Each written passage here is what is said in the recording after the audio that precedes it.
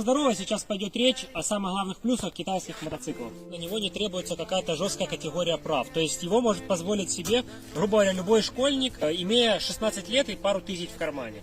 То есть сразу оформить права и легально двигаться на нем. Также крутым плюсом является то, что вы за такую цену минимальную, вы берете именно новый транспорт, новый мотоцикл. И не берете себе головную боль наподобие как Явы и подобные задроты, которые уже по 50 лет катаются по нашим дорогам, а у них все отваливается, вы их постоянно ремонтируете. Я здесь за 10 тысяч пробега не менял абсолютно ничего, поменял только один раз свечу. Все.